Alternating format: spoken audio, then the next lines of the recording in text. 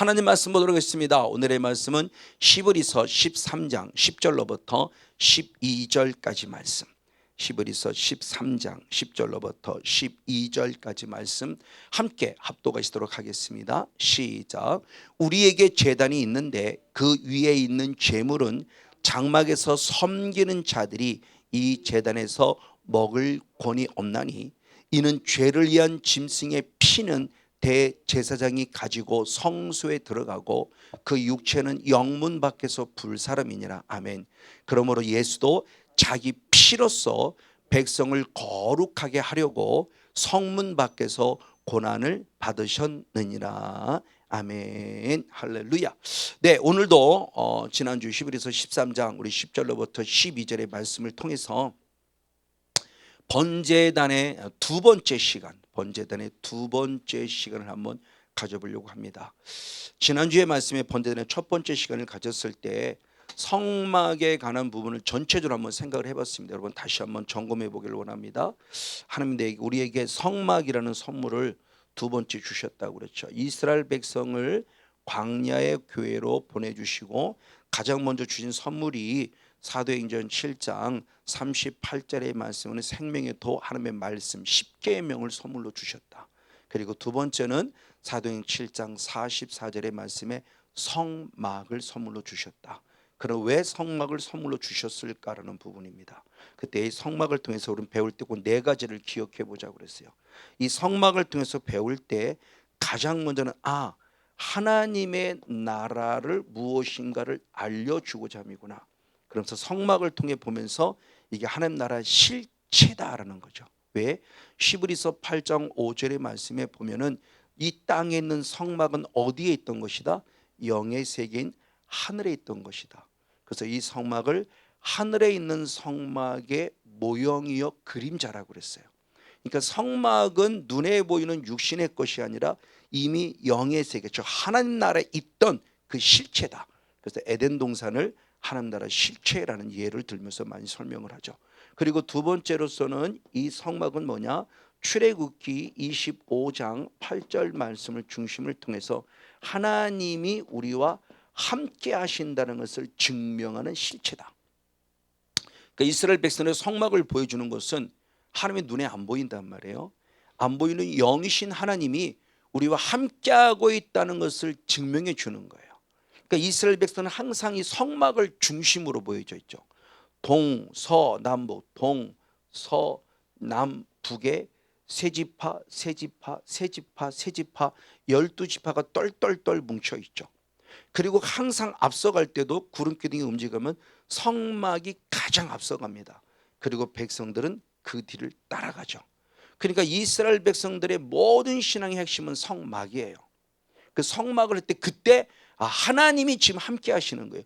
눈에 보이지 않는 하나님이 이 성막을 통해서 보이고, 특별히 마지막 지성소에는 구름 기둥을 통해서 하나님의 함께 하심을 상징화해서 이스라엘 백성은 늘 위로를 얻죠. 하나님이 나와 함께 하시는구나.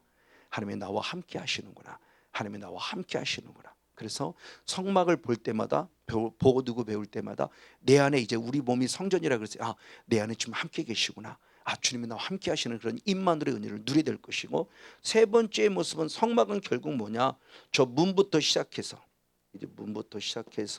번제단을 통과해야 되고 물두멍을 돌아와야 되고 안에 들어와서 성소에서 여기 분향단 참 떡상이 있고 분향단이 있고 등대가 있고 안에 들어와서 휘장에 지성소가 있는 이 모든 과정들, 눈에 보이는 성물 하나하나 이 모든 것들이 오직 예수만을 보여주고 있다.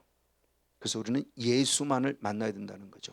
변화산상에서도 예수님께서 친히 당신의 영체를 보여줄 때 엘리야도 옆에 있었고 모세도 옆에 있었지만 엘리야가 주인공이 아니고 모세가 주인공이 아닙니다.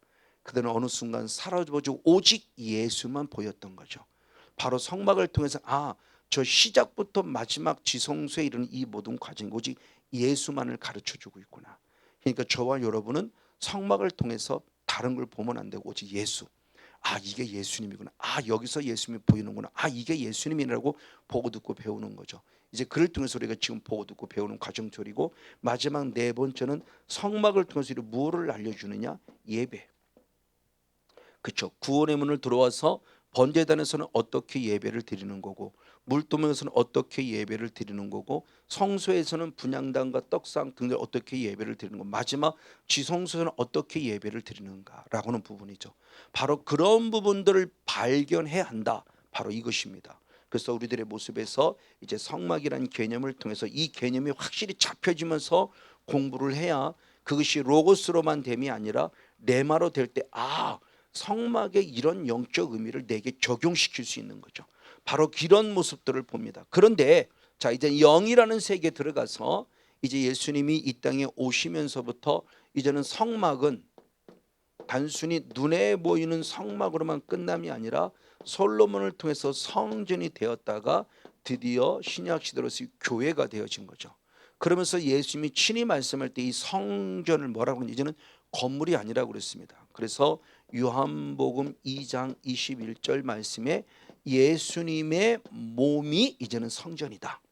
그래서 성전의 개념을 완전히 바꿔놓으신 거예요. 그러니까 예수님이 이 땅에 오셔서 수없는 종교 개혁을 일으켰어요.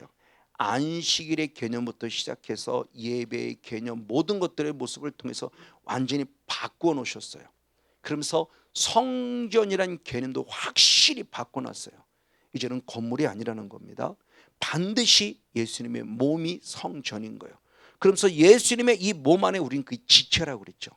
그러면서 그 지체라고 말하며 놀랍게 주님이 고린도전서 6장 19절 20절 말씀을 통해서 이제는 우리들의 몸이, 그 지체인 우리들의 몸마저도 예수의 피로 값주고 사셨다.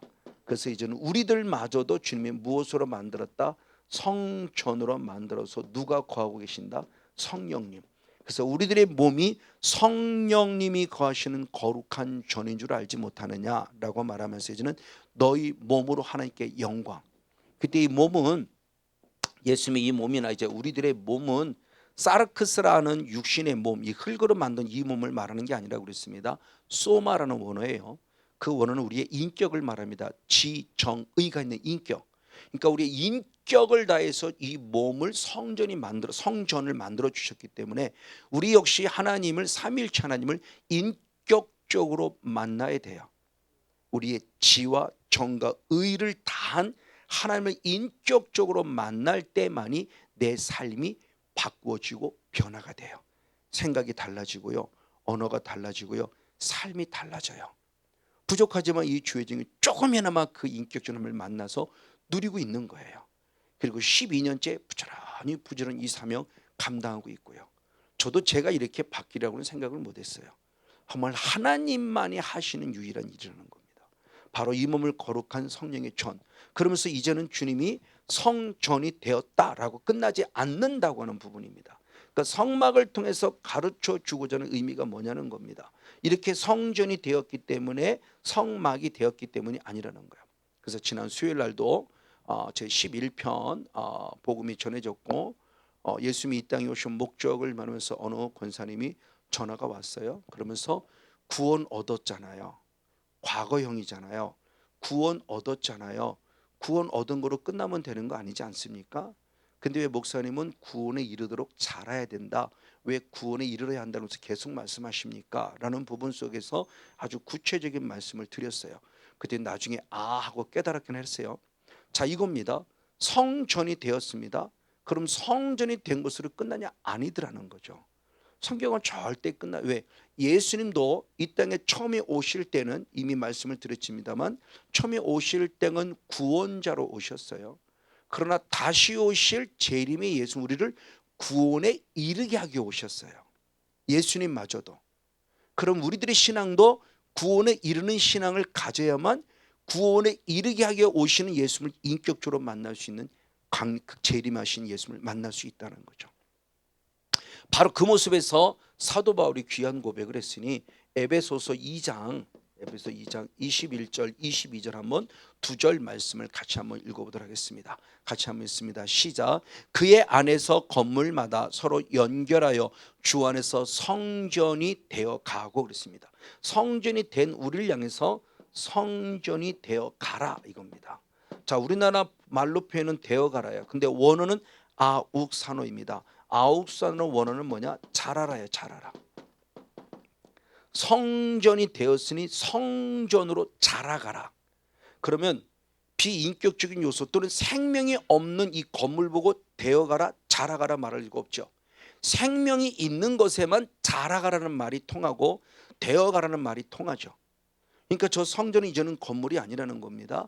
이제 우리 안에 있는 마음의 성전, 이 몸의 성전이 성전이 되었으니 성전이 되어 가라는 거죠. 아욱산어 자라는 겁니다. 그러면 어떻게 자라냐, 어떻게 해야 자라갈 수 있느냐. 그럴 때 22절에 있으니 역시 22절 시작. 너희도 성령 안에서 하나님이 거하실 초소가 되기 위하여. 이 성전은 결국 뭐냐? 하나님이 거하시는 초소죠. 아까 성막도 출애굽기 25장 8절에도 내가 너희와 함께 있게 너희에게 거하기 위하여 나를 위하여 성막을 지으라 그랬어요. 지금도 주님 우리에게 끊임없이 거하기를 원하는 거예요. 우리 몸에, 우리 마음에. 그래서 이 거하게 하기 위하여 주님 말씀하실 때 예수 안에서 함께 무엇한다? 지어져 가느니라. 지금도 계속 지어져 가야 돼요. 지었다, 지어졌다라고 끝나는 게 과거로 끝남이 아니에요. 지금도 계속 현재 진행형으로 지어져 가야 돼요. 어느 때까지? 죽을 때까지. 주님이 나로부터 떠나지 않고 영원히 성령의 전인 내 안에 계셔서 그분에 의해서 구원에 이르도록, 그렇죠? 그래서 마지막 영원한 천국 가는 그 순간까지 계속 우리는 예수 안에서 성령으로 말미암아 지어져 가야 된다는 겁니다. 맞습니다. 바로 이와 같은 성전, 이와 같은 성막의 개념을 생각하면서 그럼 어떻게 해야 우리가 지어져 가는 거냐는 겁니다. 그리고서는 가장 먼저 성막으로 들어가서 무엇을 통과하느냐? 바로 잘한 대로 문이죠. 자, 성막을 다시 한번 그립니다. 성막이 있다 한다면 지금 우리들의 눈으로 보면은 100규빗이니까 약 그냥 간단히 말하면 50m 정도 됩니다. 한 규빗을 각자가 달라요. 어떤 주석은 50cm, 한 규빗은 이 팔꿈치부터 여기 끝까지가 한 규빗이에요. 그러니까 이것이 45cm로 보는 사람, 47cm로 보는 사람, 48cm로 보는 사람, 50cm로 보는 다른데 계산하기 쉽게 생각하면 50cm로 보면 계산이 좀 쉬울 것 같아서 50cm로 보자는 거예요. 190이면 50m예요. 그리고 50규빗이면 25m예요. 이게 하나님 나라의 모형이에요. 그러니까 얼마 안 돼요. 50m면. 그러니까 성막 이렇게 크질 않아요. 여러분도 저도 직접 누굽니까? 화성에 갑자기 생각이 안 난다. 그 목사님이 만들어 놓은 실제적인 노상에 있는 성막을 제가 직접 가보기도 했고, 그리고 지금은 이제 실내에 있는 광은 기도원에 있는 그 실내에 있는 성막도 실내에 있는 성막은 너무 화려해요. 사실은 성경에 있는 그 성막이 이렇게 화려치 않아요. 성전이 화려하지 성막은 화려하지 않아요. 정말 때로는 이게 과연 하나님의 집이 맞나 싶을 정도로 너무너무 누추하게 보일 때도 있어요. 어쨌든 보십시오. 지금 이 정도밖에 안 되는데 가장 먼저 들어가는 곳이 뭐냐면 구원, 이 성막 문이죠. 문. 그러니까 구원에 이르도록 성전이 되어가기 위해서는 가장 먼저 통과하는 문이 문입니다.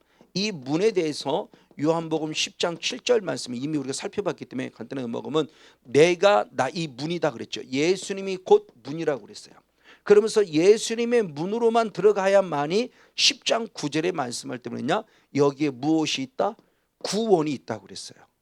그러니까 예수님이 문인데 이 예수님의 문을 이 문으로만 들어가야 구원이 있다는 거예요. 다른 데로 넘어가는 데로 뭐냐? 강도요, 절도요, 도둑이다. 그러니까 예수 그 이외에는 그 어디에도 구원이 있을 수 없다는 겁니다. 그래서 사도행전 4장 12절 말씀에 우리들에게 구원 얻을 이름은 유일하게 무엇밖에 없다? 예수. 우리 한번 이 말씀은 아는 말씀을 한 번 더 확인해 보겠습니다. 사도행전 4장 12절입니다. 시작. 다른 이로서는 구원을 얻을 수 없나니 아멘. 천하 인간의 구원을 얻을 만한 다른 이름을 우리에게 주신 일이 없음이라 하였더라. 할렐루야. 우리에게 유일한 구원의 이름은 오직 예수예요. 그래서 예수님 스스로도 요한복음 14장 6절에 말씀할 때 나는 무엇이요? 길이요. 나는 무엇이요? 진리요. 나는 무엇이다? 생명이다. 그러므로 나로 말미암지 않고 즉 예수로 말미암지 않고는 우리는 무엇으로 아버지께로 올 자가 없다라고 말하며 오직 유일한 구원자는 예수님뿐임을 말씀합니다. 자, 그다음 중요해. 그럼 그로 끝나냐? 아니더라는 거죠. 구원 얻었다로 끝남이 아니더라는 걸 얘기를 하는 겁니다. 자, 구원을 얻어서 예수라는 통해서 문으로 들어왔으면 첫 번째 기다리는 게 뭐냐? 번제단이 기다리고 있다는 거예요. 그러니까 구원받은 우리가 구원의 문을 들어왔잖아요. 사랑의 교회 들어왔어요. 우리가 지금 사랑의 교회, 지금 여러분들이 이 건물이지만 사랑의 교회 예배당에 들어왔어요. 그럼 예배당에 들어오면 가장 먼저 해야 할 것이 뭐냐는 거예요. 저희는 처음으로 맞닥뜨리는 것이 번제단입니다. 그럼 이 번제단에서는 무엇을 하느냐? 번제단은 유일하게 한 가지밖에 없습니다. 무엇이냐? 무슨 문제를 해결하는 것이냐? 죄 문제를 해결하는 것이에요. 그러니까 지금 우리가 하나님을 예배로 들어왔습니다만 하나님 예배로 들어오면 딱 가도 끝나면 가장 먼저 무릎 꿇어 하나님께 기도드리죠. 기도할 때 가장 먼저 무슨 기도를 드리냐는 거예요. 복 주세라고 기도하는 사람 아무도 없어요. 우리 신앙의 순리, 신앙의 영적 원리, 질서가 뭐냐? 가장 먼저 무엇부터 해결하라? 죄죠. 그러니까 번제단을 통해서 우리에게 가르치는 영적 의미가 결국 뭐냐? 가장 먼저는 죄 문제를 해결하라는 겁니다. 그래서 이 죄 문제를 해결하기 위해서 우리에게 오신 분이 예수님인데, 그래서 예수님을 통해서는 무엇을 보느냐? 요한복음 1장 29절의 말씀을 통해서 보면은 오직 주님께서는 세상 죄를 지고 가는 하나님의 누구이다? 어린 양. 그 어린 양으로 오신 것은 이 문제 때문에 그래요. 이 문제. 이미 예수님의 이름값에도 그 이름이 있다고 그랬죠. 마태복음 1장 21절 말씀에도 아기를 낳으리니 그 이름을 예수라 하라. 그럼 예수라는 이름이 뭐냐? 저희를, 우리를, 그렇죠? 우리를 죄로부터 무엇할 자? 구원할 자. 그러니까 예수의 이름값 자체에서 이미 우리를 죄로부터 구원할 자, 죄 문제를 해결하러 오신 분임을 가르쳐주고 있다는 겁니다. 예수님이 이 땅에 오신 목적이 확실하죠. 그래서 우리들에게 말씀할 때 내가 이 땅에 온 목적, 너는 내가 누군 줄 알라고 할 때 뭐라고 그랬냐? 누가복음 5장 24절 말씀 한번 읽어보시겠습니다. 누가복음 5장 24절 같이 한번 상반절 말씀에 있습니다. 시작. 그러나 인자가 땅에서 죄를 사하는 권세가 있는 줄을 너희로 알게 하리라. 주님께서 중풍병에 걸린 하나님의 사람을 고쳐줌에 있어서 가장 먼저 죄 사함 받았다고 얘기하니까 네가 누군데 죄를 사해? 이러고 할 때 주님이 말씀하죠. 내가 이 땅에 죄의 문제를 사하는 권세, 나는 이 땅에 죄 문제를 해결하려 오신 분임을 너희들이 무엇하기를 원한다? 알기를 원한다. 그래서 우리들 속에 가장 예수는 병 고치려고 예수 믿는 거 아니고요. 잘 먹고 잘 살려고 예수 믿지 않고요. 예수 믿는 거 아니고요. 어떤 문제를 해결하려고 예수님을 이용하는 게 아니라 그 예수님을 만나고 예수의 이름을 부르고 예수님을 인격적으로 만나는 것은 유일하게 무슨 문제 해결하기 합니다? 죄. 그 죄 문제를 해결해야만 그게 구원이고 그 죄 문제를 해결하면 우리가 어디 간다? 천국. 그것 때문이에요. 그러니까 예수님이 이때 오신 목적이 확실한 거죠.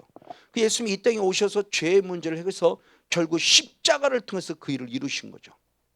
그래서 십자가를 통해서 이룰 때 십자가에서 흘리신 피의 뜻은 결국 뭐냐는 겁니다. 마태복음 26장 한번 28절 역시 한 말씀을 봅니다.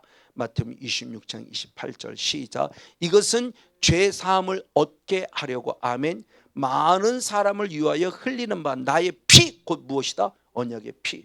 그러니까 십자가에서 피를 흘리신 거거든요. 피 흘리신 궁극적인 목적은 바로 이것이에요. 우리의 죄 문제를 무엇하기다? 해결하기 위함이다. 죄 사하기 위함이요.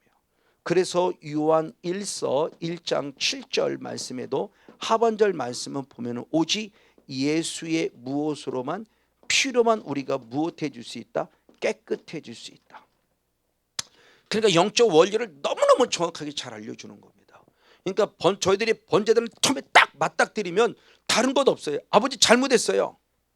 아버지 무조건 잘못했어요. 하나님 용서해 주세요. 이게 돼야 돼요.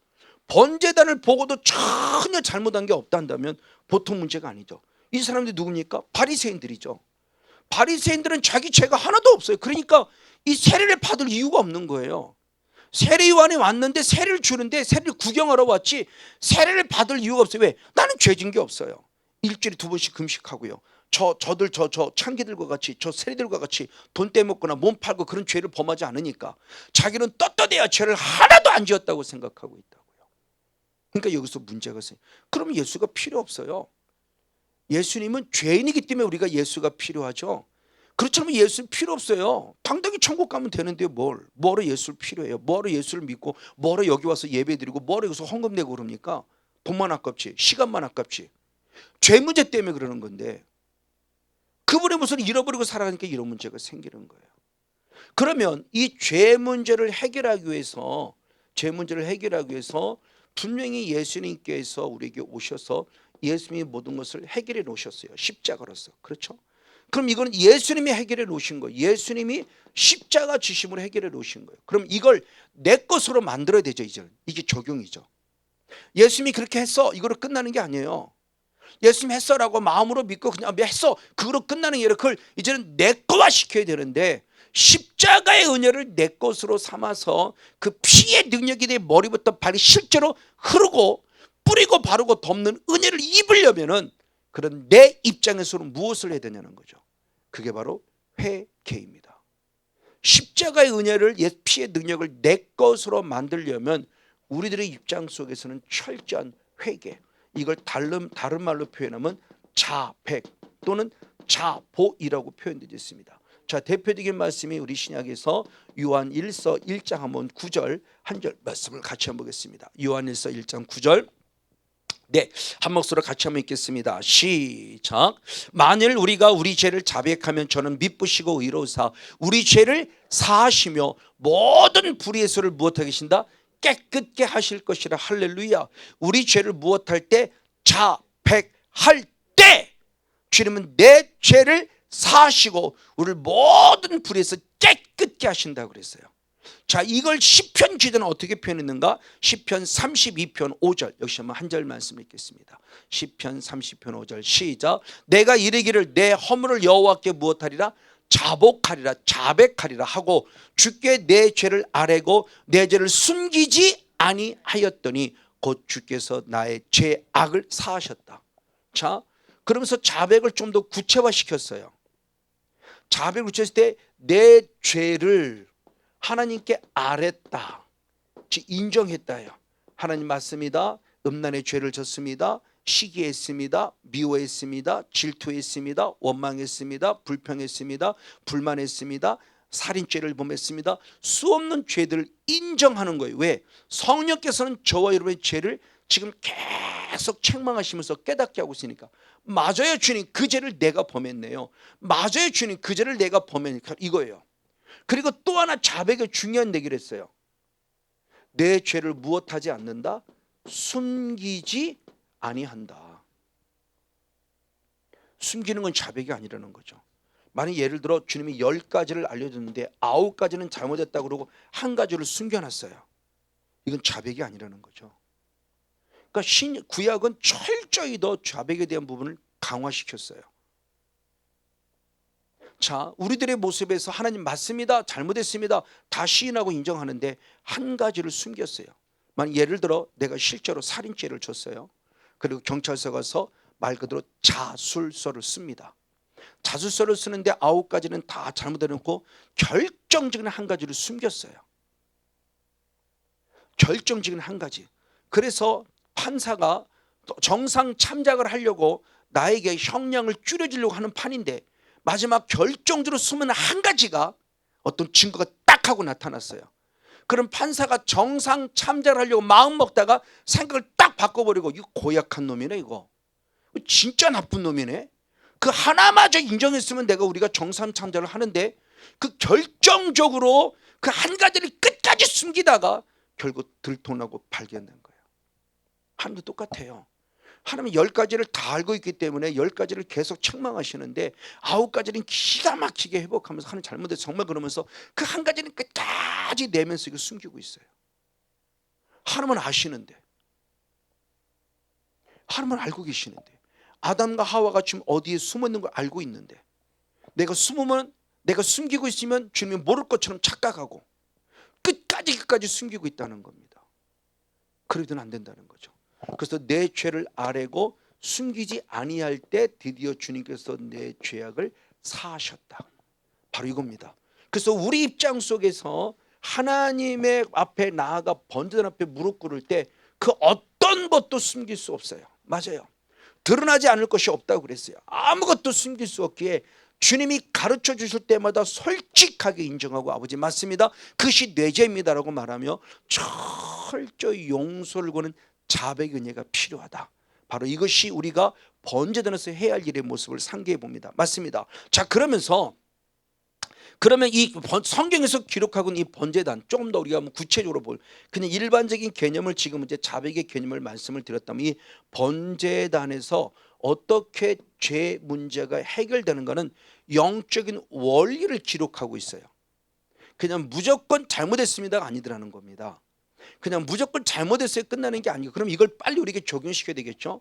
자, 그런 여러 가지 영적 원리들이 성경 안에 잘 기록된 그런 순서도 내가 지금 하고 있는가를 보자는 겁니다.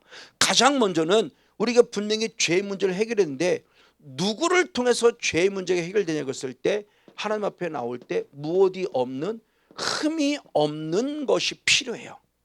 그러니까 유일하게 우리가 흠 없는 그분은 오직 예수 그리스도 한 분뿐이죠. 그러니까 그분한테 나갈 때 바로 죄산만 이유가 바로 겁니다. 그래서 가장 먼저 우리가 번제단에 들어가면 누구를 찾아야 되느냐? 흠없는 양.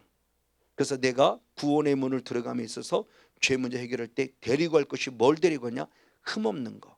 흠없는 수송아지, 흠없는 염소, 흠없는 양, 흠이 없는 걸 가지고 가야 돼요. 자, 성경이 이렇게 말하고 있습니다. 레위기 4장 32절. 레위기 4장 32절 봅니다. 시작. 그가 만일 어린 양을 속죄 제물로 가져오려거든 무엇을 가지고 와라? 흠없는 거.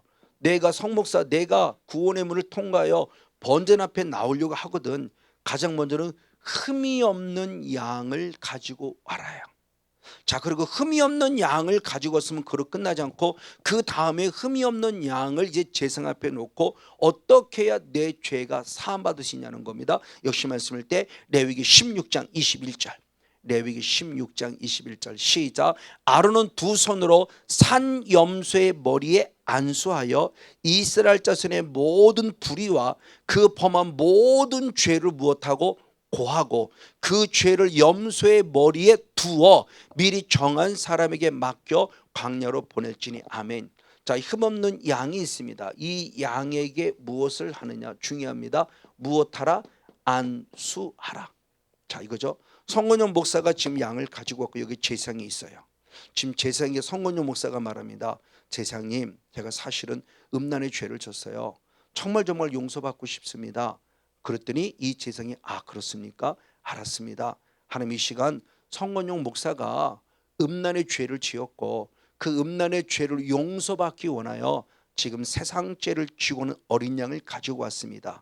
이제 이 성건용 목사가 범한 음란의 죄를 이 양에게 무엇한다? 전이시킨다. 안수를 통해서. 영적 원리예요. 그러니까 영의 실제임을 얘기합니다. 영적 원리가 전이되는데 그때 중반절 마지막을 보면 그 죄를 염소의 머리에 무엇했다? 두었다 그래요. 저 염소의 머리에 두었다는 저 말을 현대인 성경이 좀 풀었었습니다. 현대인 성경을 한번 다 같이 보도록 하겠습니다. 현대인 성경 레위기 16장 21절 역시 한번 같이 있습니다. 시작. 그 머리에 두 손을 얹고 이스라엘 백성의 모든 죄를 고백하고 그 죄를 염소의 머리에 무엇했다? 지웠다. 염소의 머리에 뒤집어 씌웠다는 거예요. 염소의 머리에 두었다는 게 뭐냐? 지웠다는 거죠. 죄의 짐을 안수를 통해서 염소의 머리에 양의 머리에 수송아지의 머리에 이바저 모든 죄를 전이시킨 거예요. 그러니까 그 안수를 받는 순간 대단히 안타깝지만 그 염소는 그 양은 뭐냐? 성건용 목사가 지은 죄 음란의 죄를 그대로 뒤집어 씌우는 거예요. 이 양은 죄가 없는 흠이 없는 양이었는데 그만 흠 있는 양이 되고 말한 거죠. 죄를 뒤집어 쓴 거예요. 지금 그 모습을 말합니다. 그러니까 우리가 지금 회개할 때도 그 모습을 그림을 그려보라는 거예요. 그냥 하나님 잘못했습니다 이게 아니라는 거죠. 지금 십자가신 예수님 앞에 내 죄를 뭐는 거 뒤집어 씌우는 거예요. 예수님은 죄가 없어요. 흠이 없어요. 이분은 음란의 죄를 범하지 않았어요. 근데 이 성건용은 나쁜 놈이 내가 범한 음란의 죄를 지금 예수님께 다 뒤집어 씌우는 거예요. 지금 이게 회개라는 거고 이게 자백이라는 걸 얘기를 하는 거예요. 그러면 얼마나 가슴 찢어지고 얼마나 마음 찢어집니까? 그걸 기억하고 그걸 그리며 예수님께 용서를 구하라는 거예요. 이걸 그냥 그러지 않고 하나님 잘못해서 용서해 주세요. 하나님 잘못해서 용서해 주세요. 이걸 그럼 회개로 한다고요. 그러니까 죄를 회개한 것 같은데 죄가 용서받지 않고 있는 거예요. 왜? 전혀 영적 의미를 모르고 잘못해서 용서해 주세요. 습관화된 기도죠. 제가 하나님 앞에 책망받았다고 그랬죠. 잘못했습니다. 용서해 주니까 뭔 죄를 줬는데 그냥요. 몰래 그냥요. 제 입에서 툭 튀어나온 얘기예요. 내가 무슨 죄를 지도 모르고요. 그냥 습관적으로 잘못했으면 용서해 주세요. 이게 제가 습관이 나온 거예요. 얼마나 어리석은 놈이냐고요. 그래도 나는 죄 사함 받았다고 생각했다니까요. 아니 하나님은 지금 그렇다고 말씀하지 않고 있는데 이게 중요한 영적 원리인 거예요. 그걸 지금 번제단을 통해서 보라는 겁니다. 맞아요. 지금 그거예요. 그러면서 주님이 그러면 안수를 통해서 죄를 전이시켰으면 그로 끝나냐? 아니요. 그 다음 단계가 있으니 역시 말씀 때 레위기 4장 33절 아까 조금 전에 32절을 읽었는데 33절을 있습니다. 시작. 그 속죄제 희생의 머리에 안수하고 아멘. 번제 희생을 무엇하라? 잡는 곳에서 잡아 속죄제를 삼을 것이라. 아멘. 자, 죄를 뒤집어 씌웠어요. 그러면 그 양을 이제는 무엇해야 돼요? 잡아야 돼요. 잡는다는 건 결국 무엇 한다는 거예요? 죽인다는 거예요. 자, 이게 지금 순서입니다. 그러니까 예수님이 우리 죄를 다 뒤집어 쓰시고 마지막 십자가에서 뭐 되세요? 죽으셨어요. 죽으셔야만 돼요. 살아계셔서는 그 다음 땅으로 나갈 수가 없어요. 죽으셔야 돼요. 그러니까 양에게 안수를 통해서 죄를 뒤집어 씌웠으면 정말 안타깝지만 그 죄를 뒤집어 쓴 그 양이 죽어져야만 내 죄가 사함받는, 그래야 속죄제라는 거예요. 그래야 속죄가 된다는 거예요. 죽지 않으면 속죄가 될 수 없다는 거예요. 그건 우리들의 삶도 날마다 죽어질 이유가 바로 거기 있는 거죠. 내가 살아있다는 건 죄가 살아있다는 얘기예요. 또 죄성이 살아있다는 얘기예요. 내가 날마다 죽어야 결국 내 안에 죄도 죽고 죄성도 죽었다는 얘기인데 우리는 안 죽거든요. 또 내 성깔, 나는 원래 성격이 그래. 아니요, 성격 그런 사람 아무도 없어요. 하나님의 형상을 닮았기 때문에 절대 화내고 분노하지 않아요. 근데 사탄이라는 놈이 들어오고서부터 너는 자존심도 없냐? 한번 욱해. 뭐하고 있어? 이게 나쁜 성향이라니까요. 근데 그때는 그동안 나는 내 성향인 줄 알았어요. 나는 성격이 원래 그래. 지랄 같은 성격이죠. 그게 무슨 내 성격이에요. 그건 하나님의 성격도 아니고 내 성격도 아니에요. 사탄의 성격이지. 지금 그거 얘기하는 거예요. 이 죽어야 한다는 입장에. 그럼 그 다음에 그럼 왜 죽냐는 겁니다. 왜? 단순히 죽었다로 끝남이 아닙니다. 죽을 이유를 역시 이야기했을 때 역시 말씀을 때 레위기 3장 2절 한 절 말씀 역시 봅니다. 레위기 3장 2절을 봅니다. 시작. 그 예물의 머리에 안수하고, 자, 죄를 뒤집어 씌웠습니다. 그래서 그 회막문에서 잡아 죽였어요. 왜? 아론의 자손 제사장들은 그 피를 제단 사면에 무엇하라? 뿌려라. 잡아 죽여야만 합니다. 왜? 죽어야만 뭐가 있기 때문에? 피. 죽어야만 푹 찌를 때 죽어서 피 흘릴 거 아니에요. 그러니까 죽었을 때 결국 피를 흘렸고 이 피를 결국 단에다가 무엇했다? 뿌리고 바르고 덮었다는 거예요. 그러니까 성경 자체가 정확한 영적 원리의 순서를 아주 기가 막히게 가르쳐주고 있는 거예요. 우리는 하나님 앞에 분명히 잘못했습니다 말하면서도 아직 안 죽어 있고 안 죽었기 때문에 그 피가 내게 흐르지 않는데 나는 피가 흐른다고 스스로 믿고 있는 거예요. 아니요, 영적 원리는 그게 아니에요. 반드시 나도 죽어야 돼요. 그래 그 피가 흘러서 그 피를 통해서 적셔지는 거죠. 그 피를 통해서 결국 내 죄가 사함받는 피뿌림의 은혜가 있음에 대한 부분을 말씀하거든요. 맞습니다. 그래서 레위기 4장 24절에 말씀할 때 이것이 진정한 속죄죄라고 말하는 거예요. 잠언 레위기 4장 24절 말씀 역시 봅니다. 같이 한번 읽습니다. 레위기 4장 24절 시작. 수염소 머리에 안수하고 여호와의 앞 번제 희생을 잡는 것을 잡을 때 이것이 무엇이니라? 속죄제니라. 완벽한 속죄제예요. 거기서 결국 피뿌림의 은혜를 힘입어 뿌리고 바르고 덮어야 된다는 거죠. 이런 영적 순서에 의해서 결국 한 마리의 양이 죽어졌을 때 이것이 뭐냐? 하나님이 기뻐 받으시는 속죄제라는 거예요. 성경이 이렇게 표현하고 있습니다. 레위기 1장 4절. 개역개정 성경으로 볼게요. 개역개정 레위기 1장 4절. 개역개정 성경으로 보겠습니다. 시작. 그는 번제물의 머리에 안수할지니 그를 위하여 기쁘게 받으심이 되어 아멘. 그를 위하여 무엇이 될 것이다? 속죄가 될 것이다. 할렐루야. 안수할 때 저걸 지금 우리가 쓰고 있는 지금 예전에 그 개역개정 말고 예전부터 쓰는 건 연락하셨다 이렇게 표현됐어요. 저렇게 드려질 때 하나님이 이 예물을 연락하심으로 속죄가 됐다고 표현하는데, 지금 바뀌어진 개역개정은 연락했다는 우리가 이해하기 쉽게 만든 게 바로 하나님이 기뻐 받으신다. 그 재물을 기뻐 받으신다. 그렇게 영적 원리에 의해서 내 죄가 철저히 주님 앞에 회개되어지고 자백될 때 하나님이 그 회개를 기뻐 받으신다. 그래서 내 죄를 무엇한다? 사하신다라고는 정확한 영적 원리. 그럼 저와 여러분 한번 적용해 보자는 거예요. 나는 정말 흠없는, 정말 내 죄를 전이시켰고 그걸 잡아 죽였고 거기서 피를 받았고 그 피를 뿌리고 받아서 정말 많이 기뻐하는 진정한 회개, 하나님이 기뻐 받으실 만한 자백을 하고 있는가. 그래야만이 진정한 속죄된다는 거죠. 이걸 역으로 말하면 이런 영적 원리에 의해서 내가 철저히 회개되지 않으면 하나님이 받지 않으신다는 것이 그 죄는 용서받지 않는다는 것이죠. 무조건 잘못했으면 용서해주세요 그런다고 용서받지 아니더라는 거죠. 또 우리 일반적으로 배울 때 회개하세요, 주님 앞에 용서를 구하세요, 그러면 용서한 마음입니다. 이건 맞아요, 일반적인 개념으로는. 그러나 조금 더 깊이 들어가 번제단의 영성 가운데 통과하는 과정을 보면 그냥 하나님 잘못했어요 이런다고 용서가 되는 게 아니에요. 뭘 잘못했냐는 거예요. 정확하게 예수님께 무슨 죄를 전이시켰습니까? 음란의 죄를 전이시켰습니까? 도덕질의 죄를 전이시켰습니까? 기도 싫은 죄를 전이시켰습니까? 뭔가 죄성을, 제목을 정확하게 예수님께 아뢰라는 거예요. 그냥 한 덩어리 뭉뚱거려서 맨날 대중기도 하듯이 목사님이 대중기도해서 대중기도해서 하나님 우리의 모든, 그건 대중기도니까 하는 얘기고 하나님 나와 1대1에서 모든 죄가 아니라는 거죠.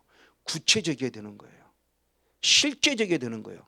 그것이 전이 되고 뒤집어 써지고 그분이 십자가에 죽으시고 그 피를 힘입어서 뿌리 바르고 덮을 때 진정히 받으실 만한 죄가 된다는 거죠. 맞아요.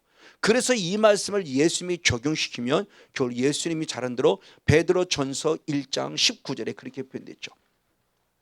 베드로전서 1장 19절 말씀을 이제 이 모습을 이제 이 한 마리 어린 양을 예수님께 적용해 봅니다. 같이 한번 읽겠습니다. 베드로전서 1장 19절 말씀. 시작. 오직 흠없고 점없는 누구? 어린 양 같은 그리스도의 보배로운 피. 그러니까 예수님이 결국 누구다? 흠이 없고 그리고 무엇이 없다? 점이 없는 그리스도. 이분에 의해서 흘리신 십자가에 흘리신 무엇이? 피가 우리의 죄를 무엇한다? 사한다는 거죠. 그 흠이 없고 점이 없다는 것은 결국 그분은 죄가 없는 분인 거예요. 그러니까 우리의 죄를 완벽하게 용서해 주실 분은 죄가 없는 그분만이 가능한 거예요. 그래서 그 말씀을 잘 설명한 게 고린도후서 5장 21절에 그렇게 표현합니다. 고린도후서 5장 21절 역시 한번 한 절 말씀을 같이 한번 보겠습니다. 시작. 하나님이 죄를 알지도 못하신 자라. 아멘. 흠없고 점없는 자라는 겁니다. 그분에게 우리를 무엇하여? 죄를 못해 죄를 삼으셨다. 죄를 삼으셨다는 건 죄를 뒤집어 씌웠다는 거예요.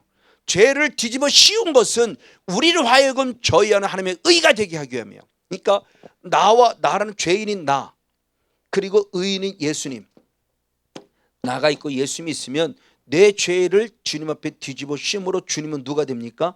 죄인이 됩니다. 죄를 뒤집어 쓰셨으니까. 그리고 흠없고 점없는 주님의 거룩한 의가 내게 무엇한다? 전이 돼서 나는 누가 된다? 의인이 된다. 하나님의 의가 나타난다는 거죠. 그러니까 우리 이 은혜로 살아가는 거예요. 우리가 이 은혜로 천국 가는 거고 당당히 천국 들어가는 거예요. 주님 말합니다. 내가 네 죄를 알아. 근데 네가 내 사랑하는 아들 독생자 다 죄를 뒤집어 씌울 때 내가 다 지웠어. 나는 기억지도 아니할 거야. 우리는 그렇죠. 두고 볼 거야.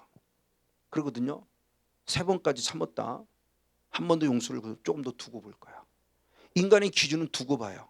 근데 하나님은 두고 보는 게 아니라 즉각적으로 죄 문제를 해결해 주세요. 그런 죄 문제 해결의 문제가 아니에요. 해결이 되는 순간 내게는 뭐가 임한다? 하나님의 의가 임하는 거예요. 그래서는 의인이 되는 거 떳떳한 거예요. 하나님 앞에 떳떳해요. 맞아, 이 부분의 모습이에요. 이것이 우리들이 필요한 걸 얘기합니다. 이걸 또다시 베드로도 똑같은 얘기를 했어요. 베드로 전서 2장 24절, 역시 한번 한 절 말씀을 같이 한번 보겠습니다. 베드로 전서 2장 24절 시작. 친히 나무에 달려 그 몸으로 우리 죄를 담당하셨다. 그러니까 죄를 뒤집어 쓰고 죄인의 모습이 되었다는 겁니다. 담당하셨다. 그러므로 이는 우리로 죄에 대해서는 죽게 하는 것이고, 아멘. 반대로 의에 대해서는 살게 하려 하심이라. 할렐루야. 저가 채찍에 맞음으로 너희가 나음을 입었다. 아멘. 그러니까 베드로 정확하게 예수님의 번제단의 영성을 아는 거예요. 이 영성을 그대로 적용시켜서 사도 바울이 예수님께 적용시킨 것처럼 베드로 역시도 이 영성을 그대로 적용시켜서 그 예수님이 저와 여러분의 죄를 당당히 지시고 완벽하게 그 모든 걸 용서해 주셨다라고 하는 부분의 모습을 이게 가르쳐주고 있다는 겁니다. 자, 그러면서 우리가 또 한 단계 좀 더 깊이, 같은 번제단은 번제단인데 지금까지와는 다른 또 다른 번제단의 영성의 과정을 또 한번 살펴보자는 겁니다. 자, 이 번제단의 영성은 지금까지는 다 뭐만 얘기했냐? 피만 얘기했어요. 죄의 문제를 해결하려고 피를 얘기했어요. 자, 틀린 건 아니에요. 분명히 맞습니다. 그러나 조금 더 깊이 번제단의 영성에 들어가 보자는 거죠.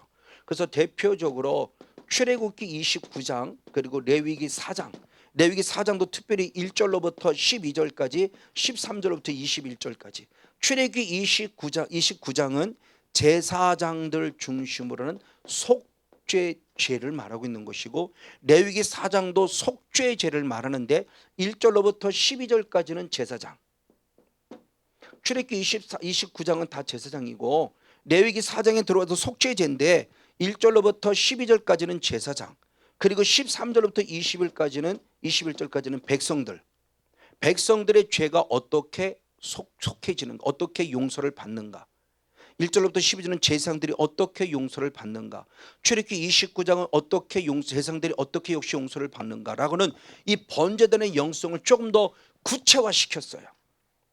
그러니까 우리도 이제 왕 같은 제사장이 우리들이고요. 그럼 목사들만이 아니, 우리 모두가 다 같이, 백성들이 우리 모두가 다 같이 왕 같은 제사장을 했으니까 똑같이 적용이 되져야 돼요. 그래서 여러분 설교를 쓸 때 출애굽기와 레위기 말씀이 오르락내리락하면서 레위기 말씀에 보면 4절과 15절 이렇게 보서 같이 이렇게 같이 돼 있어요. 왜? 구절이 똑같아요. 똑같아서 구절만 써놓고 같이 한 모습으로 한 겁니다. 그걸 저는 출애굽기 29장을 중심으로 살펴보려고 합니다. 자, 가장 먼저 출애굽기 29장 1절, 죄를 사함받을 이유, 제속죄죄를 들 이유를 먼저 얘기를 했습니다. 한번 출애굽기 29장 1절을 한번 보겠습니다. 같이 한번 읽습니다. 시작. 너는 그들에게 나를 섬길 제사장 직분을 위임하여 그들로 거룩하게 할 일이 이러하니 곧 젊은 수소 하나와 흠없는 수양들을 취하라. 아멘. 그러니까 번제단에 들어와서 속죄제를 해야 할 이유는 죄 사함을 받았기에 이제 그 다음에 그들이 뭐다 걸고 거룩하게 하게. 그러니까는 죄 사함을 받았다는 말이 결국 뭐냐? 나는 하나님의 의를 입었으니 거룩해졌다. 이게 주님이 우리에게 주는 축복의 통로예요. 그래서 죄사함의 은혜가 결국 거룩한 영성 안에 거했기 때문에 우리는 당당히 천국 들어갈 수 있는 거예요. 왜?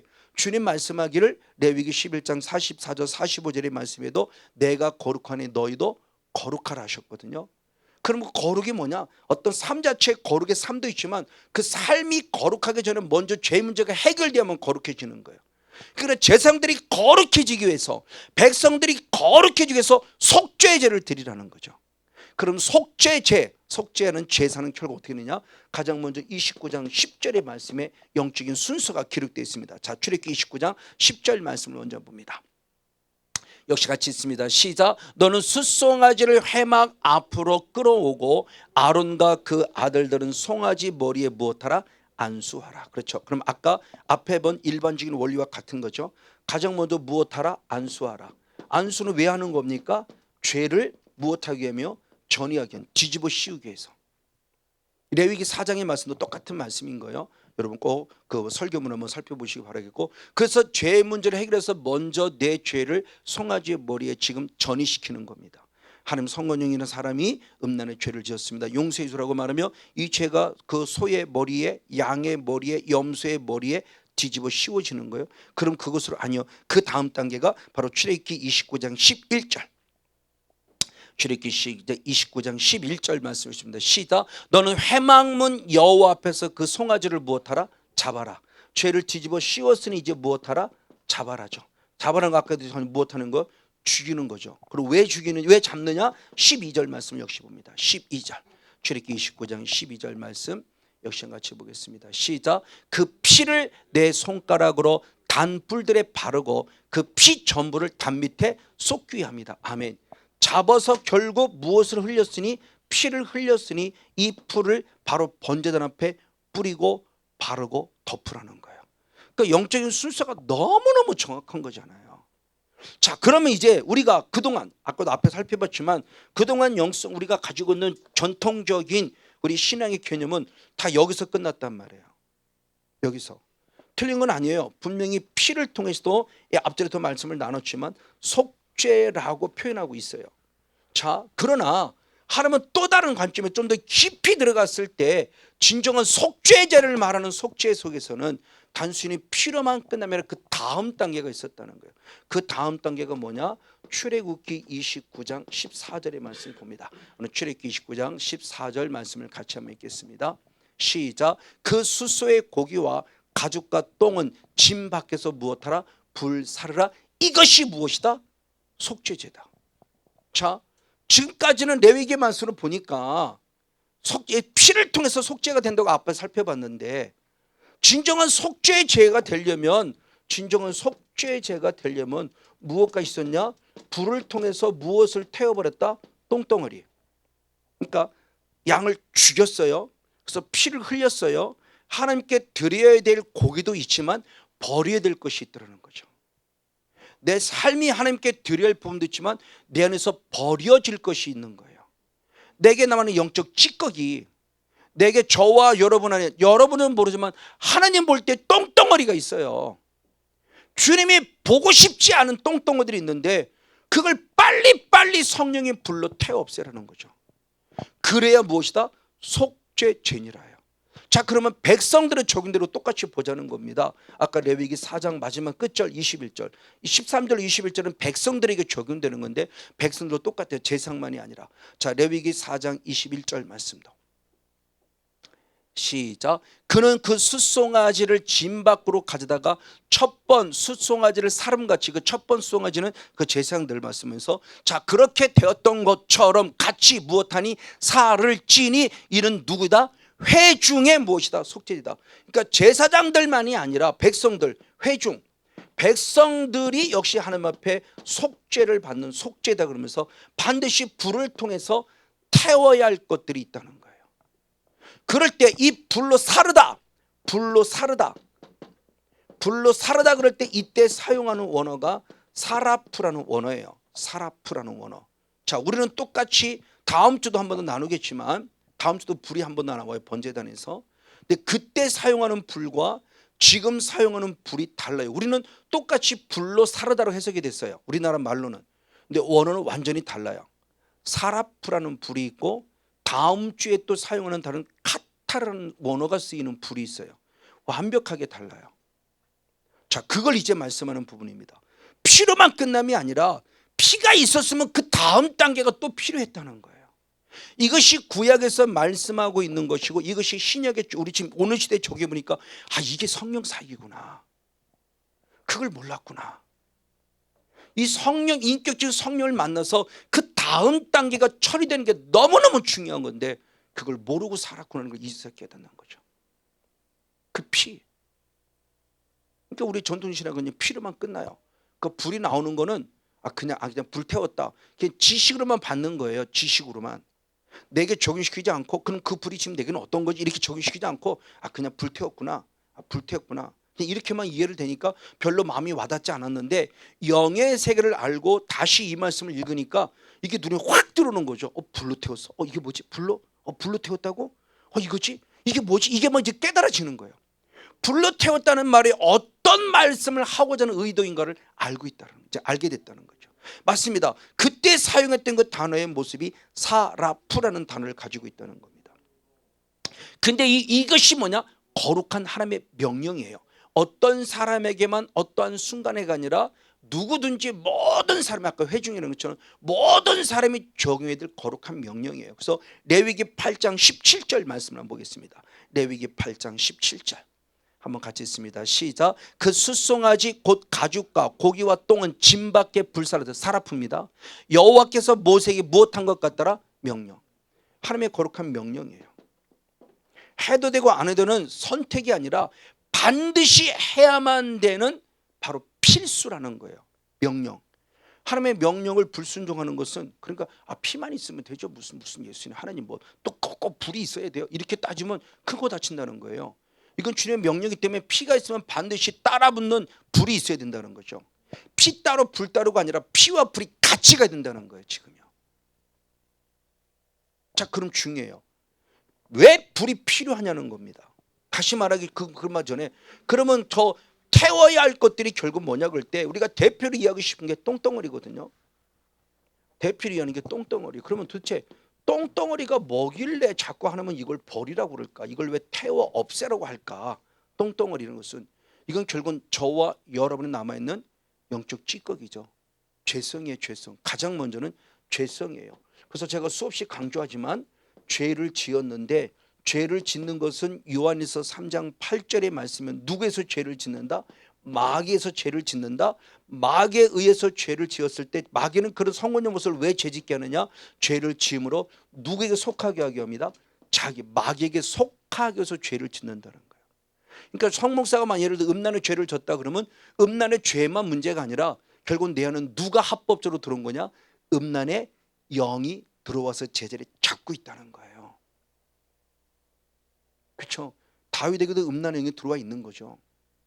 그러니까 그 죄를 범하는 거예요. 그러니까 죄 안에 음란의 영이 있는 겁니다. 자, 근데 제가 하나님 앞에 용서를 구해서 아버지 정말 잘못했어요. 그러면 음란이라는 죄는 용서를 받아서 사라져 버리지만 내 안에 아직도 뭐는 남아있냐? 음란이라는 음란의 영은 남아있다는 거죠. 이게 죄성. 이거예요. 이거는 남아있는 거예요. 그러니까 피로써 예수의 피로써 용서를 구함을 통해서 죄는 용서를 받았지만 이게 남아있다는 거죠. 그럼 이게 결국은 내게 남아있는 똥덩어리죠. 영적 찌꺼기예요. 이 찌꺼기. 바로 이 부분이 문제가 되는 거죠. 그러니까 이것 때문에 주님이 지금 우리들이 뭐라는 이걸 태우라는 거예요. 이걸 다른 관점으로 본다 한다면 결국 뭐냐? 한 사람 아담으로부터 흐르고 있는 마귀의 성향이 죄성이에요. 그래서 로마서 5장 12절의 말씀을 한 사람이죠. 너무나 잘 아는 대로 아담이죠. 그 한 사람이 죄를 범함으로 지금 우리들에게 무엇이 들어왔다? 사망. 이 한 사람 때문에 이제는 누가? 모든 사람이에요. 대단히 안타깝지만 모든 사람이 한 사람 왜? 그게 흐르니까 이게 결국 우리 안에 흐르고 있는 죄성 마귀의 성향이에요. 이 마귀의 성향을 다른 말로 사도 바울은 다른 말로 포함했을 때 에베소서 2장 2절 3절 두 절 말씀은 그렇게 표현했습니다. 에베소서 2장 2절 3절 1절부터 허물과 죄로 죽어서 우리의 죄를 얘기하면서 왜 우리가 허물과 죄로 죽을 수밖에 없는 이유일 때 2절 3절 역시 봅니다. 시작. 그때 너희가 그 가운데서 행하여 이 세상 풍속을 쫓고 공중의 권세 잡은 자를 따랐으니 공중의 권세는 누구냐? 곧 지금 불순종하는 아들들 가운데 역사는 영, 악한 영, 불순종의 영, 공중의 권세 잡은 자. 이게 세상에 가치를 두고 있는 거죠.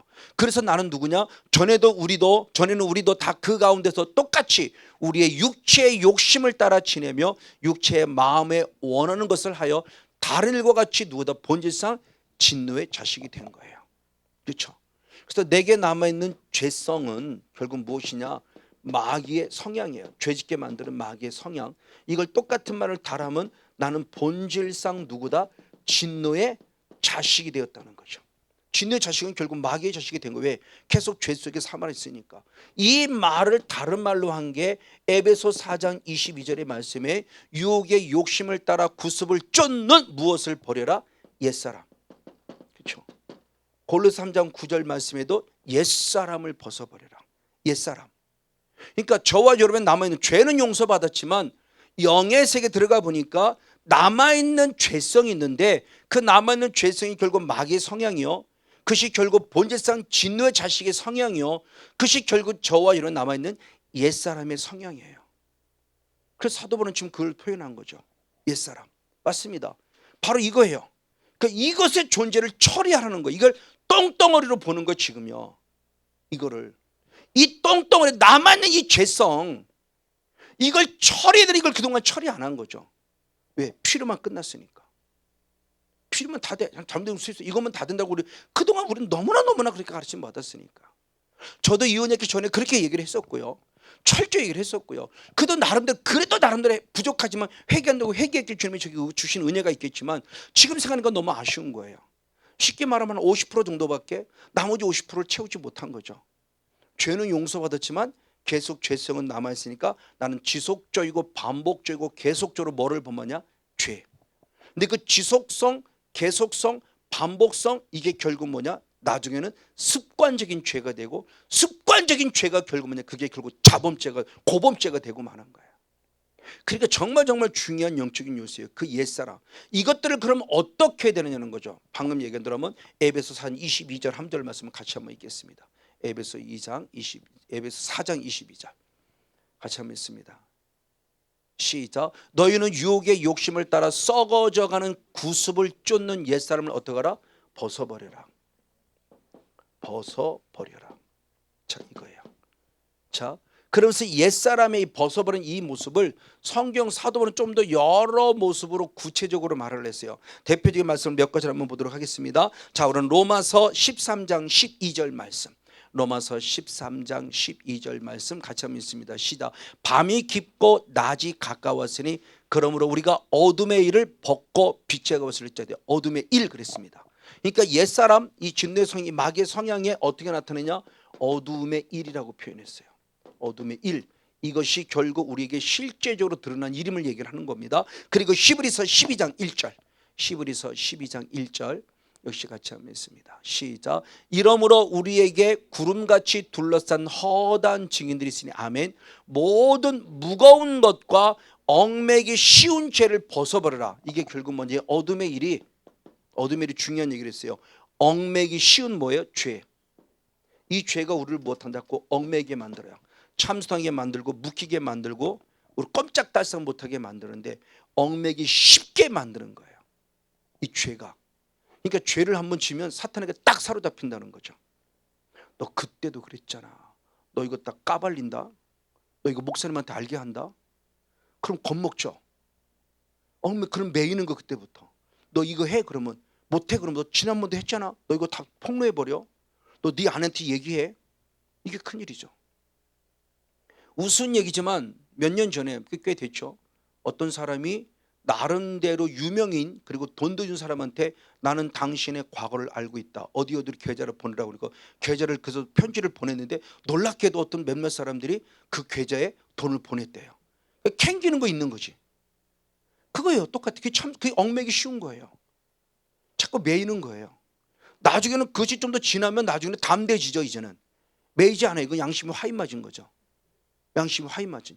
그러니까 매이는 것도 문제지만 매이지 않는 것도 문제가 되는 거예요. 그러니까 이 부분의 모습이 다 지금 사탄의 교활한 역사를 통해서를 지금 계속 죽여가고 있는 걸 말하고 있는 거예요. 그리고 또 하나가 야고보서 1장 21절에 야고보 사도도 그렇게 표현했습니다. 야고보 사도도 뭐라고 표현했는가? 야고보서 1장 21절 한 절 말씀을 봅니다. 시작. 그러므로 모든 더러운 것 그리고 넘치는 악을 내어 버리고 그랬습니다. 그러니까 내 안에 결국 이 마귀의 죄성, 이 마귀의 성향, 본질상 진노의 자식의 이 성향, 이 옛사람, 이 어둠의 일, 이것들이 결국 얽매기 쉬운 죄가 뭐냐? 내 안에 남아있는 더러운 거예요.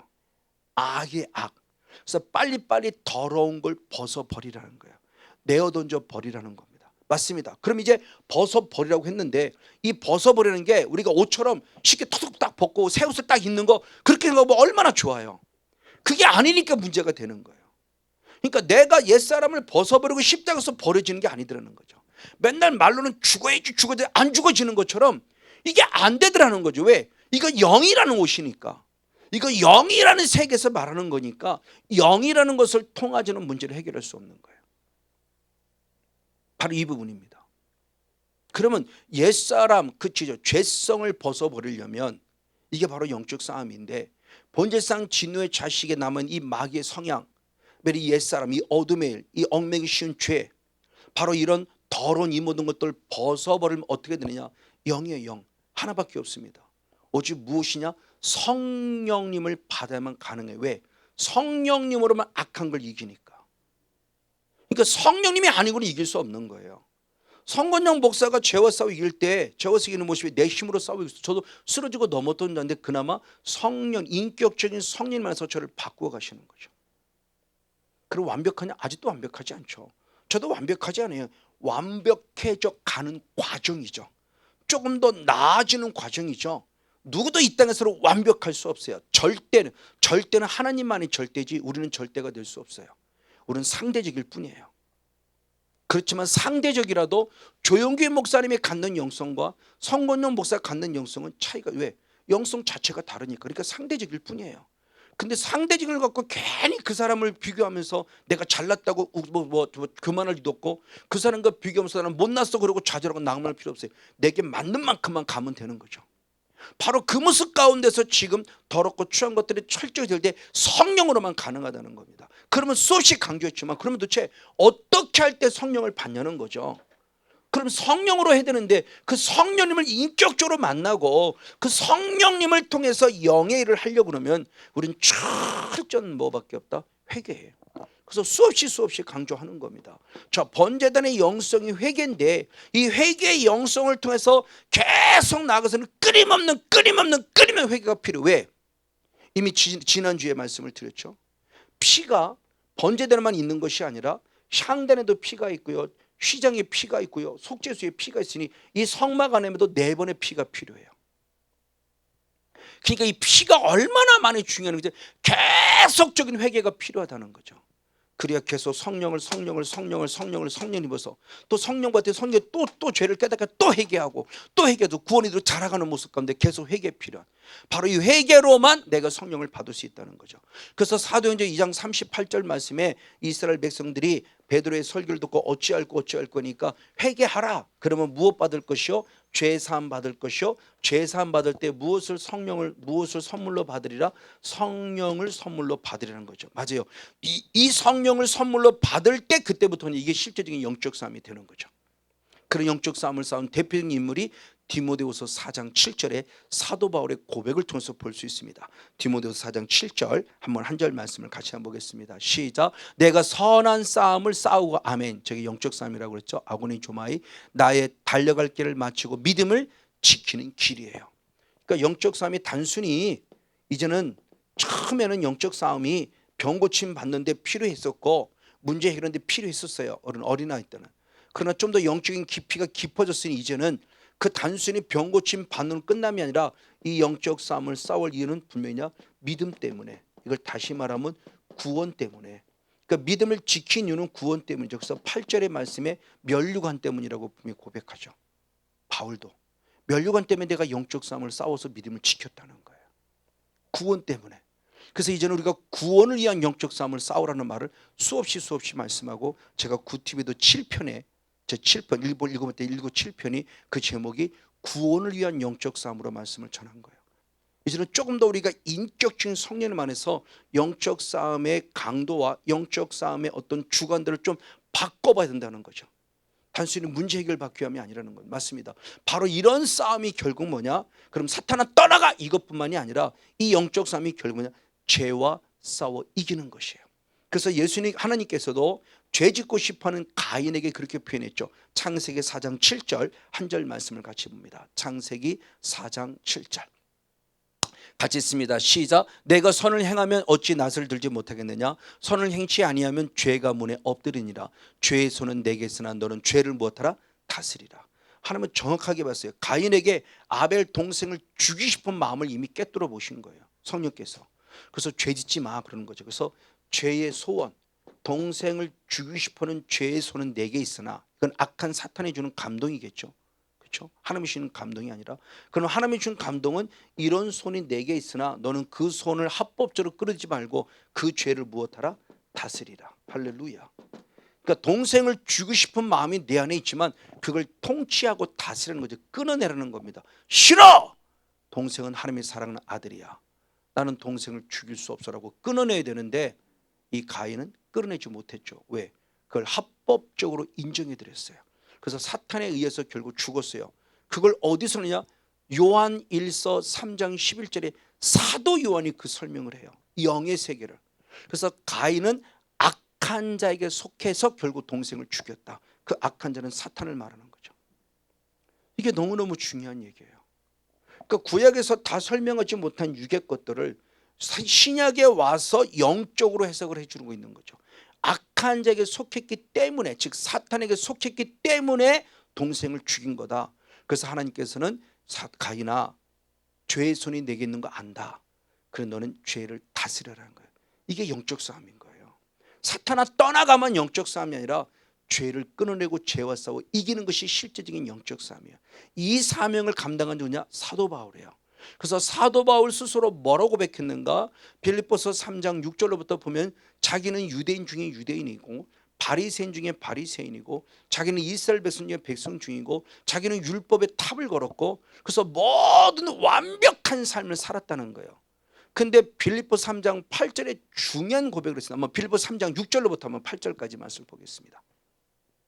빌립보 3장 6절로부터 시작. 열심으로는 교회를 핍박하고 율법의 의로는 흠이 없는 자로다. 그러나 무엇이든지 내게 유익하던 것을 내가 그리스도를 위해 다 무엇으로? 해로. 그러니까 내가 그동안 유익했던 것들이에요. 그 유익했던 건 뭐냐? 그럴 때 아까 했던 그런 모습들이에요. 나는 철저히 바리새인 중에 바리새인이었고, 그렇죠? 나는 가브리엘의 그 문화생으로서 철저히 율법 안에 서 있는 그런 하나님의 사람이었다고 고백하는 이 모든 것들을 해로 여겼다. 누구 때문에? 그리스도 때문에. 우리는 얼마나 목사가 공부해야죠 당연히. 근데 세상적 가치의 공부를 하는 이 모든 것들을 바울은 해로 여겼어요. 누구 때문에? 그리스도 때문에. 근데 우리 이걸 지금 따라가고 있거든요. 이 해를 지금 우리를 얻으려고 따라가고 있어요. 그래서 그는 8절에 너무너무 중요한 고백 다시 한번 읽습니다. 시작. 또한 모든 것을 해로 여김은 내 주 그리스도 예수를 아는 지식이 가장 고상함을 인함이라. 내가 그를 위하여 모든 것을 무엇하고 잃어버리고 무엇으로 여겼다? 배설물로 여겼다. 아멘. 그러니까 배설물은 결국 무엇으로 여겼다는 거예요? 똥이죠. 똥으로 여겼다는 거죠. 즉 저것은 지금 이 율법 중에 가말리엘 문화생으로서 완벽하게 율법에 속해 있는 이 사도 바울은 그러니까 어떤 말씀을 기억하고 있었던 걸까요? 출애굽기 29장의 말씀을 기억하고 있었고 레위기 4장의 말씀을 기억하고 있었기 때문에 이 똥덩어리는 무엇하는 거구나? 버려야 되는 거구나. 성령의 불로 태워야 되는 것을 알고 있었기 때문에 빌립보 3장 8절의 고백이 나왔다는 거죠. 저 비밀을 모르면 안 나오고 저도 이제서야 그 비밀이 보이는 거예요. 그동안은 그냥 성령의 불 그래서 악한 영과 싸운다는 차원이었지만 이제 다시 말씀을 통해서 보면서 이것이구나. 그래서 제가 목회자 성회할 때는 바로 이 출애굽기 29장 레위기 4장을 몇 번 제가 강의를 했던 거죠. 저 안양했을 때부터도. 이게 너무너무 중요하니까. 그래서 정신 바짝 차리자는 거예요. 이게 지금 번제단에 들어오는 영성 안에서 지성소는 둘째치고 번제단부터 철저히 우리에게 뭐를 가르쳐 주냐는 거예요. 영이란 세계를 가르쳐 줍니다. 그래서 성막을 통해서 본다 한다면 피로 시작해서 피로 맞추지만 지난주 말씀이 언뜻 달았죠. 그럼 번제단부터 불로 시작해서 역시 마지막 또 뭐로 맞춰야 돼요? 불. 그러니까 피와 불은 뗄래야 뗄 수 없는 관계예요. 이거 지금 우리에게 적용시키면 십자가와 성령은 전혀 뗄 때야 뗄 수 없어요. 자, 예수님이 십자가에 죽으셨습니다. 3일 만에 부활하셨습니다. 40일 동안 이 땅에 계셨습니다. 그리고 승천하셨습니다. 왜 승천하셨습니까? 예수님은 승천으로 끝나기 위함이 아니라고 그랬어요. 승천하시면 누구를 보냅니까? 성령님. 그 예수님의 부활은 성령님을 보내기 위한 주님의 뜻이에요. 부활하심으로 끝난 게 아니에요. 성령님. 그래서 반드시 성령을 인격적으로 만나야 돼요. 그래서 그분을 통해서 우리의 신앙이 십자가의 신앙 플러스 이 불의 신앙을 통해서 번제단의 영성부터 피로 시작하고 불로 시작해야 돼요. 그리고 지성소의 영성에 피로 맞추고 불로 맞춰야 돼요. 그래야 우리의 신앙이 완벽해진다는 거죠. 바로 저와 여러분 맞습니다. 그러므로 끊임없이 우리는 이제 영적 싸움을 싸워 이기는 자가 되어져서 계시록 21장 7절에 마지막 요한계시를 마무리 지면서 이길 이유는 뭐냐? 하나님 나라 때문에. 이런 자들이 하나님의 나라를 유업으로 받을 것이요 그때 하나님께서는 나의 아버지가 되시고 나는 하나님의 아들이 되리라. 할렐루야. 오늘 여러분 바로 이런 거룩한 영성 다시 우리가 번제단에 다음 주에 한 번 더 번제단에 제가 세 번째 한 번 더 나누겠습니다만 바로 이 번제단의 영성을 기억하면서 맞습니다. 나도 이 과정을 다시 한번 걸어가 봅니다. 우리가 그런 순서 속에서 흠없는 예수님 앞에 내 죄를 전이시키고 그 예수님 십자가에 죽으셨고 그 피뿌림을 받음으로 내 죄삼을 받았으니 이제는 성령을 선물로 받아서 남은 죄성들을 처리하는 사라프의 불. 그래서 내 안에 나머진 똥덩어리를 제거시켜서 이제 마지막 이기는 자가 돼요. 천국 백성으로 승리하리라는 그런 거룩한 믿음의 영적 원리를 적용시켜 마지막까지 승리하는 저와 여러분 우리 모두가 되어지기를 주님의 이름으로 간절히 축복하고 축원을 드립니다.